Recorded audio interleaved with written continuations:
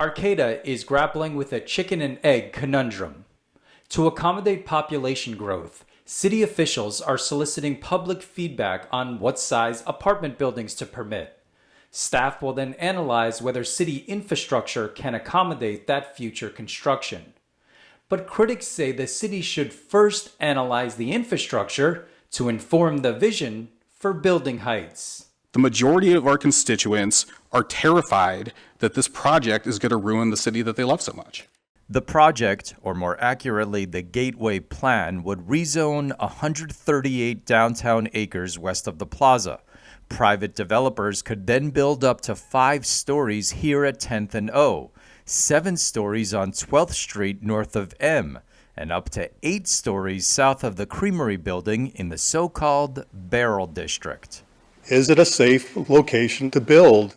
As far as the grand jury report on the sea rises, it specifically said that the bay is sinking, and it also had issue with large buildings being built on wetland areas, which the Barrel District is a formal wetland area. Going to 8 stories high, we're not equipped to handle it. The fire department will be put in potential crisis and jeopardy for being able to serve the emergency needs. It seems incomprehensible to me that a recommendation on building height could come out of the Planning Commission or the City Council until we have a full economic analysis of what it's going to cost the City of Arcata citizens and the fire district to actually provide the protection there. We have had those discussions with Arcata Fire staff since the very beginning. We are just now getting into the development of the EIR and are starting to work through the special studies that are needed to evaluate those environmental effects. There may be a point when those buildings are feasible, cost feasible, and they're being built. And it's also cost feasible and reasonable to have a mitigation measure that says when you build a building over X stories tall, you have to contribute to a fund. And that fund then goes towards, purchasing new equipment for services that can't currently be provided. It takes a very long time for development.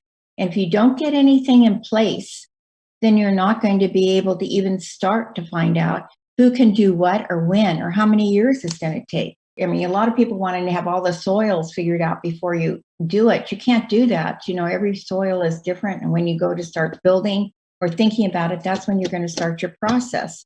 Change is one of the hardest things we can possibly have in our life. But if we're going to continue to be a community that people like, we're going to have to change.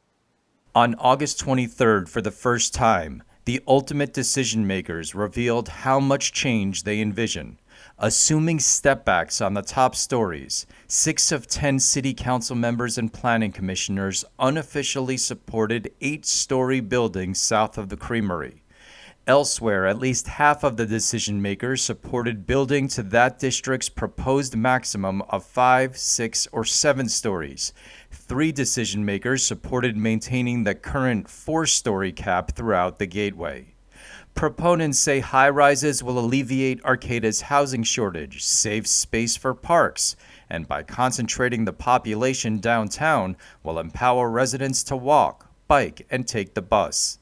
They note in exchange for being allowed to build high-rises, the plan would require developers to offer community amenities like potentially wider sidewalks, bike storage, and playgrounds. Critics say high-rise gentrification will exile current Gateway tenants to the city's outskirts, and that population growth could overrun the city's wastewater treatment plant. They say large buildings shade solar panels, create dark and damp wind tunnels for pedestrians, spoil views, and cramp parking. Critics demand lower building heights when the updated Gateway plan is released next month. And hopefully that disillusioned person will be able to say again, this is the Arcata I know and love. Thank you.